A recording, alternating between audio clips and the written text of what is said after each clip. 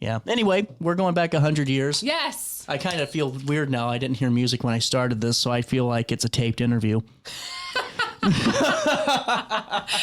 However, it's not. We can't mess up. It is 10:42, and if I said something, you would hear it right now. So 100 years ago, continued all throughout the rehab, the physical therapy. You're feeling better? Yeah, I'm feeling really good. Yeah, and my physical therapist says in like 3 weeks I can start doing like lunges, like really do stuff. Wow. So I'm going to be back. Are you excited for that, or are you kind of like... normally I wouldn't be excited about someone telling me that I got to do lunges soon, but in this case I am. That makes sense. I was going to say, because I'm like, even for me, I'm going to be honest, once I start to like get, because I this is CJ, this is just me. If I get injured, I milk the injury. I'm a soccer player here. So, if I got to be catered to, it's going to be hard for me to go back to the, just for me. So I'd be like, well, I mean, lunges kind of sound like an October thing. I don't know if that's a... Right. But you had a pretty significant recovery after that surgery. I mean, that was not an easy hip surgery for you. No, it was like... It was a straightforward surgery for the surgeon to do. I had a labral repair, a hip labral repair, and also to fix a hip impingement. So they shaved the bone down so that it wouldn't get a tear again. And my orthopedic surgeon, who was wonderful, was like, it's not that big of a deal surgery. I think for him it wasn't. Right. But the recovery has been really intense. It's been very, it's been not uphill. Good, like progressive. Like I've gotten progressively stronger, progressively better. I've loved all my physical therapists. No complaints there.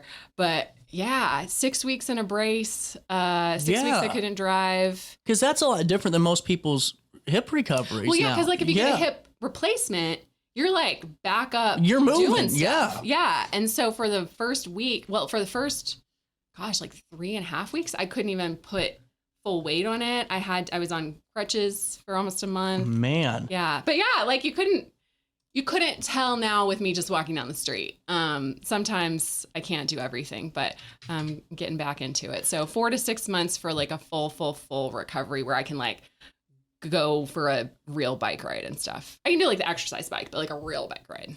Man. Yeah. What about then that? I'll be perfect. There, Lacey, you are already perfect. There thanks. you go. Cardinal Knothole Gang. Yes, Cardinal Knothole Gang. There was a lot of gangs back in the 20s. So one of the things that cracked me up about this is that there were so many different things it was called. So it was the Knothole Gang, the Knothole Club, the Knotholers. The mild ones. Oh, no, that was what I added. So what it was is a group of boys. Girls were not included. But a group of boys that agreed to kind of follow these rules, and then they could go to Cardinals games for free. So I included in the article, I included the little membership card. This is from 1930, so a little bit later. But they had to like agree that they wouldn't skip school to attend a game. They wouldn't go to a game against the wishes of their parents. The employer's part is hilarious to me. I just a generation gap because I guess kids were working young then. Yeah. You had to get the permission of your parents or employers, and I didn't check to see how old. I want to know the age. Yeah, I gotta know the age of these kids. Like if it's a 9-year-old that's still in the lumberyard, hey, can I go see the Cardinals game? And sometimes it probably was because I've seen a lot of photos of like the glass factory employees, and they're little bitty. They're definitely not over 18. You know, God, they're not over 10. Well, like my first job was like helping with the summer camp for the city of. That's a lot different than working at the glass factory. Yes, and overnight. Yeah, like a lot of the young workers, the kids, were working overnight shifts, and it was just horrific. So yeah, I guess they had to. I would not be able to be a part of this because Rule 3 is totally not going to happen for Siege. I will uphold the principles of clean speech, which doesn't happen even when I host a show, clean sports, and clean habits while we stand with the rest of the gang against cigarettes and profane language on the field. So I couldn't bring out my Benson and Hedges and just light up at Busch Stadium. Which, again, like you see all those photos of children smoking cigarettes at baseball games from this time period. So they needed to put that in the rule. But, can I tell you what happened at the Blues game? We went to the Blues game during the playoffs. And, I kind of got into it. I wasn't drinking because I just want to throw that out there for anybody that's making smart comments to me at their phone screen or computer screen right now, or TV screen. I was good until the fight started, and I'm like, I want to see some blood here. This is hockey. You know, I'm ready for the slap shot, like diving on each other, take out the stick and use it as a weapon. This is for the gold here. You know what hockey is, right? Right. You would have thought, until the lady sitting next to me was very upset with my language. Well, then I got to tell you one better. I go to the Cardinals game in May. I was not happy. I mean, there was some bad calls some bad managerial stuff going on, because I think Ollie Marmol is the worst manager that the Cardinals could have hired. They could have hired somebody off the street and the guy would have done a better job. And now someone's going to say, well, John Mozeliak's the problem. I'm going to say you're 100% right. That guy needs to go too. 2011 was, 14 years ago, and you're past your prime. That's why I don't talk about the Cardinals anymore, because it's a roller coaster wave of emotions, and I'm in a glass box in Ron Burgundy, and I can't take it. You know what I'm saying? So anyway, I had to say that this is just absolutely bonkers that this guy is still managing the Cardinals. He is the worst thing. The usher got on me. I swear to God. I'm like, okay, you know what? That's not your job, okay? Your job is to point to the seat, you know? Wow. And I wasn't even cursing that, but I said like maybe damn or something, you know? Yeah. And he said, it happens every damn time. Well, you're getting a little loud here. Okay, you know what? I thought I was outside. I don't know. Censorship, CJ. So I wouldn't have been a Cardinal Knothole gang member. You know, that is like no profane language when you're at a sports game. Thank you. I hope you're watching that. Thank you. That's when I have problems with cussing. Oh man, you should have heard me on the road. I don't drive. Like, that has been a rule of mine. If you want me to go somewhere, my house, I'll give you the address. I'll see you. You know, like I've always been. So I had to drive to Alabama, you know, just because of the, car and stuff. Oh, man. I'm telling you, Lacy, I could have wrote a script for the next Scorsese movie with the language I was using. I mean, it was just incredible. I was impressing myself. Like, I was actually impressing myself. And then, like, there was times where we got to make eye contact, and I'm, like, already giving you the business. Right. And then they're reading my lips, and, like, they're kind of stunned by what's coming out of it. I just... So I put on a clinic all the way down. I taught people how to use words. I don't know if I should even say this. What I do is I just flip people off under the steering wheel so nobody actually gets mad at me. Like, so then I get to express my anger, but I don't have to actually be worried that somebody is going to retaliate. Oh, no. See, I'm ready. I'm like, pull over. Let's do this, and then I just hope they aren't big when they get out of the car. I let them get out first. But no, this is pretty good. So the Alton High School band, Yes.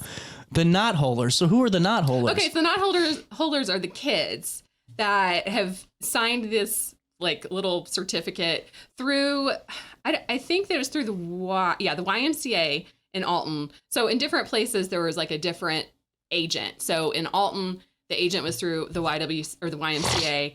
And so the boys would go to the YMCA, I guess, meet with George A. Ryder, who coordinated everything, and they would become part of the Knothole gang.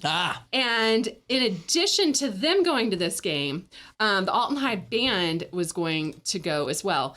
And so they'd been scheduled to go to see the Pittsburgh Pirates on the 23rd, but that got rained out, and they ended up going on the 26th instead. And then they saw the Cardinals versus the Cubs, the Chicago Cubs. So the Alton High band had performed for a Cardinals anniversary, I think several weeks before that. I'm going to write about they did a bunch of stuff that summer. So I'm going to write. Well, the band has a lot of history. Like, it really does. And I didn't know all of it, but I knew that they have a pretty prestigious thing going on. Yeah. And this was at the beginning. I mean, because we talked about last year, they had just formed in 1924. So they were like, off to the ground races, running. Yeah. So they also went to this game, and everybody, like all the students, the Knotholers, and the band got to see it for free. And so it was just like a fun community event. What is a knothole? Oh, you don't know what a knothole is? I don't know what a knothole is. Sorry, I should have started that. Okay. I don't know what if this you've got a wooden fence and it's got the round like knots from the original wood.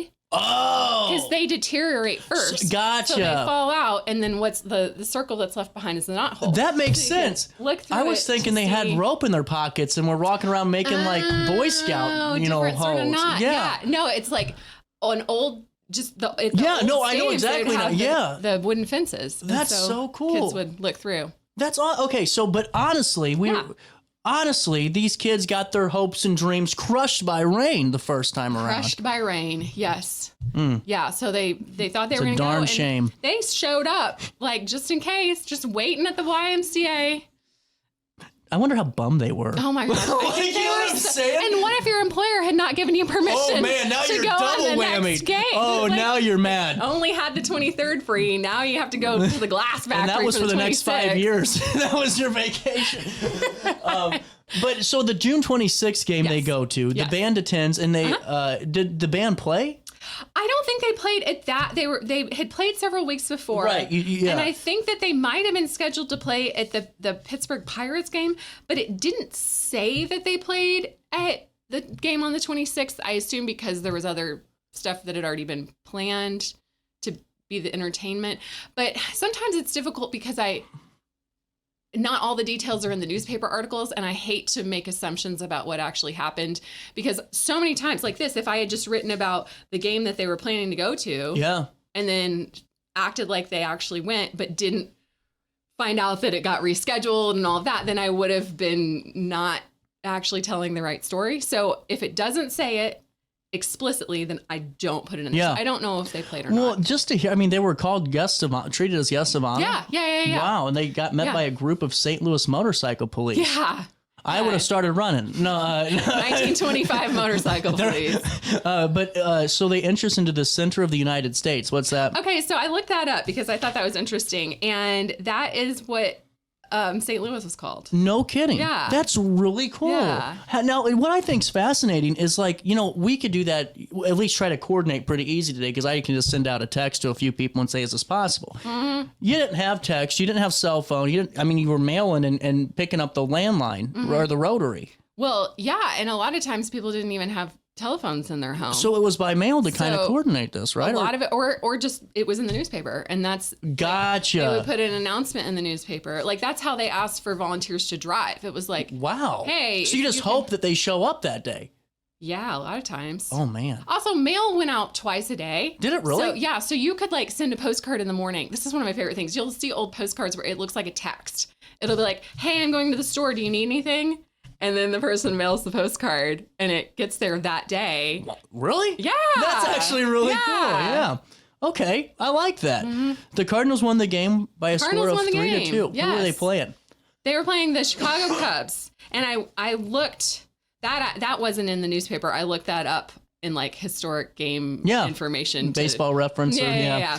And then big shout out to George Fuller for this one. Yeah, I should say, because I guess we haven't talked about maybe any of the ones that he helped me with. But when I was out, George, who's one of my employees, I said, if you want something to do that might be kind of interesting, go through and see if there are any articles that like strike your fancy that you think would be fun to write about. So this is one of the ones.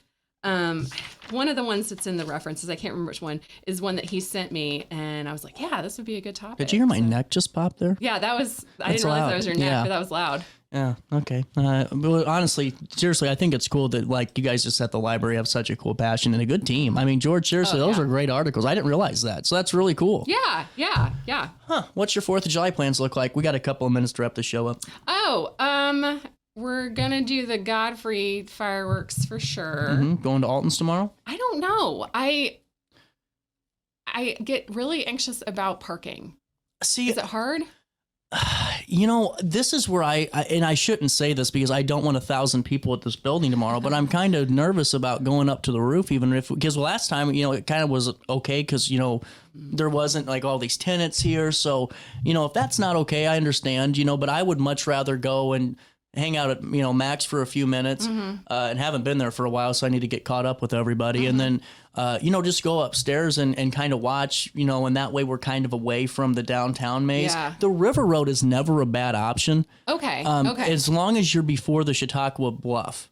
Okay. You know what I'm talking about? And all that. Because you can still see them really good. We used to sit on the river road and watch them. But, I mean, my grandma, whenever she was still younger and all that, she would be out there all damn morning. They would go to the boat, and then they would set the lawn chairs up, and God forbid anybody tried to get close to those. I mean, that was a thing. You know, like, you did not touch her spot.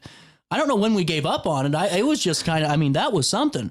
But, you know, the police do a good job, and the amphitheater does of getting people in and out. But it is kind of it's packed in like sardines for a few minutes, and I don't really. I'm not good with that. Me either. No, I freak out. I don't like driving, so you already know that this ain't good for me. You know, right? But I don't know. I think I'm going to go tomorrow. I think I'm going to see if the building owners will let me sneak up. And if anyone tries to steal that idea, so help me.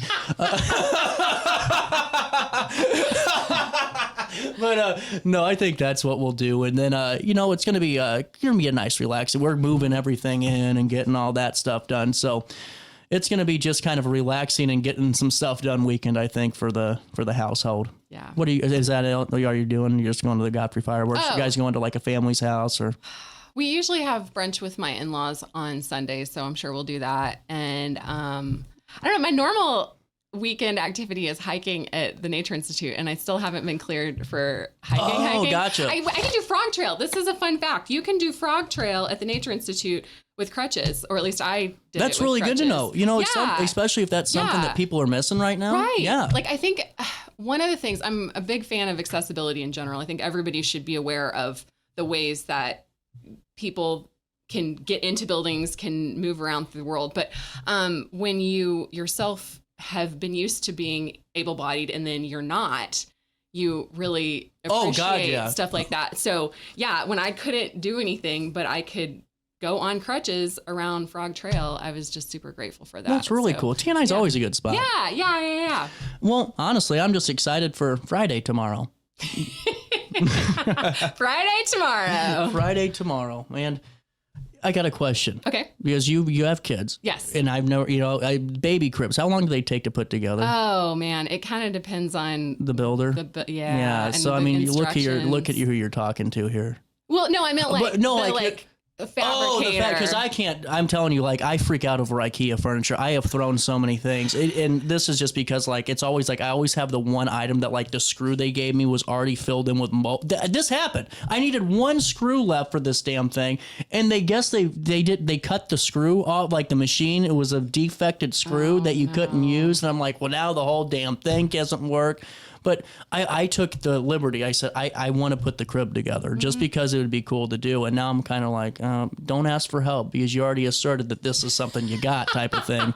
Well, I would say read the instructions really well first. And then take a picture before, I think. Yeah, take a picture before.